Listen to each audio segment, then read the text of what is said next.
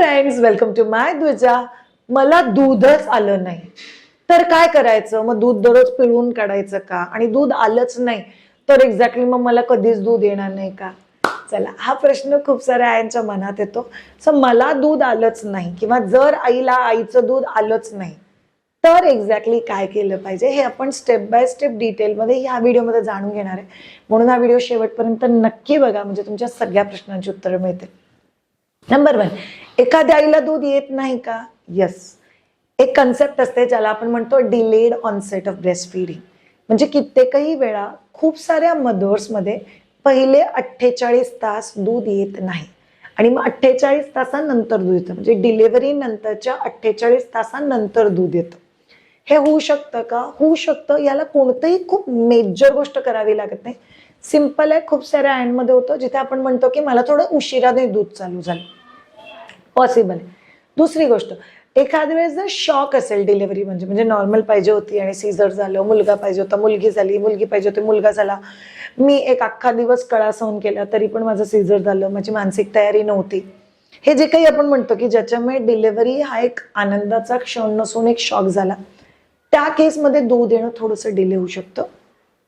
तिसरी महत्वाची गोष्ट, जर काही कारणाने आई आणि बाळामध्ये सेपरेशन असेल, म्हणजे बाळाला काचेच्या पेटीत ठेवलंय किंवा आईला खूप जास्त ब्लिडिंग होत आहे किंवा आई आणि बाळ एकत्र नाही थांबू शकले, अशा प्रकारची कोणतीही जर अडचण आली आणि त्याच्यामुळे आई आणि बाळामध्ये सेपरेशन होतं, तर असं होऊ शकतं की आईला दूध आलंच नाही कारण आईच्या ब्रेस्टवरती बाळ लागलं नाही.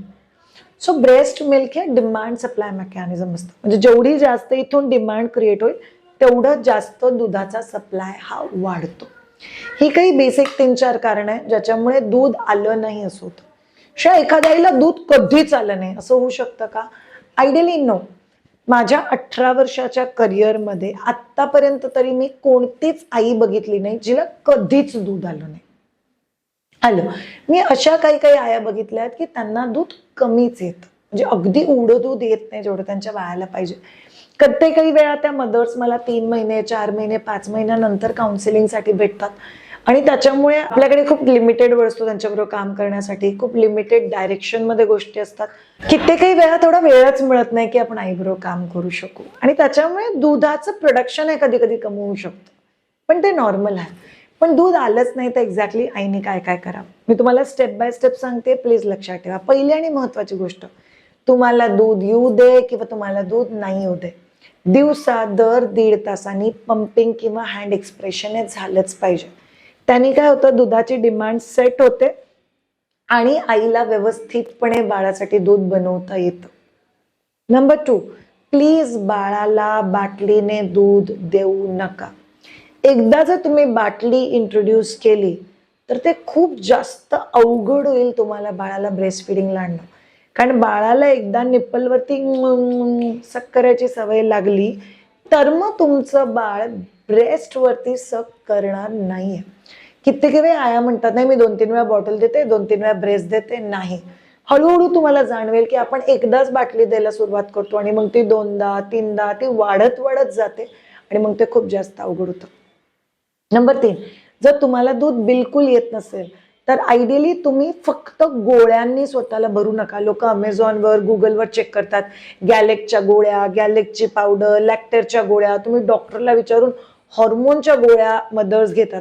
पहिली गोष्ट, गोळ्या घेऊ नका. फक्त गोळ्या घेऊन दूध वाढणारच नाही. कित्येक वेळा तुम्ही दूध घेता, ब्रेस्ट एंगॉर्जून एकदम कडक होतं पण दूध बाहेरच निघत नाही. तो एक वेगळाच प्रॉब्लेम आहे मदर्स, आपण त्याच्याबद्दल आजच्या व्हिडिओमध्ये नाही बोलणार आहे. पण तुम्ही नुसत्या गोळ्या खाऊन दूध नाही वाढणार आहे. कोणतीही गोष्ट, मेथ्याचे लाडू खावा, नाचणीची खीर, आळीवाची खीर, खसखसची खीर, हे काहीच खाऊन दूध नाही वाढणार आहे. कारण हे डिमांड सप्लाय मेकॅनिझम वरती काम चालतं. जर डिमांड सेट झाली तर सप्लाय वाढणार आहे, डिमांड सेट नाही झाली तर सप्लाय नाही वाढणार आहे. म्हणून तुम्ही फक्त दूध वाढवण्यासाठी गोष्टी घेऊन काहीच उपयोग नाही. म्हणजे विचार करा, तुम्ही एक टाकी आहे, टाकीमध्ये पाणी भरलेलं आहे आणि तुम्ही या टाकीतून पाणी बाहेरच नाही काढत आहे आणि एक ट्रक पाण्याचा आणला, दुसरा ट्रक आणला, तिसरा ट्रक आणला, तुम्ही आपलं बॅकअप क्रिएट करून जाणार आहे, तर ही टाकी भरून भरून फुटेल एवढी दुखणार. कारण का तर टाकीतलं पाणी वापरलंच जात नाहीये, म्हणून सगळीजण काय करतात माहिती का, दूध वाढवण्यासाठी खंडीवर गोष्टी खातात, पण ते आहे तर दूध काढण्यासाठी काहीच काम नाही करत. त्यामुळे डिमांड सेट होत नाही, डिमांड सेट होत नाही म्हणून सप्लाय वाढत नाही आणि ओव्हरऑल त्या गोष्टीचा काहीच उपयोग होत नाही. म्हणून दिवसा 1.5 तासांनी आणि रात्री एक 11 वाजता आणि एक 5 वाजता अशा 2 टायमिंगला तुम्हाला दूध एक्सप्रेशन किंवा पंपिंग हे केलंच पाहिजे. याचं तुम्हाला खूप जास्त मदत होईल. 5वी आणि अतिशय महत्वाची गोष्ट, तुम्हाला मदतीची गरज आहे. म्हणजे मी नेहमी म्हणते की हा एक आपला स्वतःचा स्मार्टनेस असतो की मला कोणत्या वेळेस कोणत्या माणसाची मदत घेतली पाहिजे हे कळलं पाहिजे. याला आपण मॅच्युरिटी म्हणतो. आणि ही गोष्ट तुम्ही केलीच पाहिजे. का केली पाहिजे हे पण मी तुम्हाला आत्ताच सांगते. कारण ज्या क्षणी तुम्ही या गोष्टींवरती काम करता, जेव्हा तुम्हाला कळतंय की मला दूध नाही येतंय किंवा मी नाही पाजू शकत आहे, लॅक्टेशन कन्सल्टंट, सो पर्सनली मी पण एक लॅक्टेशन कन्सल्टंट आहे. तुम्ही माझ्याशी ऑनलाईन ऑफलाईन असेल तर पुण्यातून भेटू शकता, ऑनलाईन असेल तर तुम्ही लोक अख्ख्या जगातून कुठूनही अपॉइंटमेंट बुक करून ऑनलाईन ती गोष्ट सॉर्ट करून घेऊ शकता. पण तुम्हाला लॅक्टेशन कन्सल्टंटची गरज आहे. ती तुम्हाला बाळाला कसं धरायचंय, ब्रेस्टला कसं धरायचंय, एक्झॅक्टली ब्रेस्टला धरायची पोझिशन कशी असेल हे तुम्हाला लॅक्टेशन शिकवेल, म्हणजे ब्रेस्ट फिडिंग शिकवेल. त्याने गोष्टी खूप जास्त सोप्या होते. शेवटची आणि अतिशय महत्वाची गोष्ट, गाईचं दूध दे, म्हशीचं दूध दे, शेळीचं दूध दे. म्हणजे कसं, तुझं दूध पिलं की बाळ पटकन उठतंय, बाळ उपाशीच राहतंय, तुझं दूधच कमी आहे, आणि वरचं दूध पिलं की बाळ किती शांत झोपतंय. सी काही गोष्टींना ऐकायच्या, पण त्याच्या मागचं सायन्स काय आहे ना हे शिकायची गरज असते आपल्याला. तुम्ही जोपर्यंत एखाद्या गोष्टीच्या मागचं सायन्स शिकत नाही तोपर्यंत तुम्ही स्वतः उत्तर द्यायलाच खमक्या नसतात. म्हणून तुम्हाला या गोष्टीची काळजी घेणं महत्वाचं आहे. ते प्लीज करा, काळजी घ्या आणि फॉलो करा. म्हणून एखाद वेळेस तुम्हाला दूध जर बिलकुल आलं नाही, सुरुवातीला नॉर्मल आहे, त्याच्यानंतर पण बिलकुल आलं नाही असं होणार नाही, कमी होऊ शकतो. दूध आपण कोणत्या वेळेस वाढवू शकतो, कधीही वाढवू शकतो. अगदी 4थ्या महिन्यात, 5व्या महिन्यात, 7व्या महिन्यात पण आपण दूध वाढवू शकतो, तो प्रॉब्लेम नाही. दूध वाढवण्यासाठी डिमांड सप्लाय मेकॅनिझम वरती काम करायची गरज आहे. फक्त सप्लायवरती काम करून चालणार नाही, फक्त डिमांडवरती काम करून चालणार नाही. या बेसिक गोष्टी जर तुम्ही लक्षात ठेवल्या तर तुमचं नवीन आई होण्याचं जे एक आयुष्यातलं मोटिव्ह असतं आणि असं वाटतं की मी माझं बेस्ट देणार आहे, तर तुम्ही सॉर्ट करू शकता. थँक्यू सो मच हा व्हिडिओ बघण्यासाठी. जर तुम्हाला एखादा प्रश्न पडला असेल ज्याचे उत्तर तुम्हाला अजून मिळालेली नाही आहेत, तुम्ही लोक आम्हाला कमेंटमध्ये कळवा. आम्ही नक्कीच प्रयत्न करू त्याच्यावरती व्हिडिओ तयार करण्यासाठी. Thank you so much. Have a great time. Bye bye.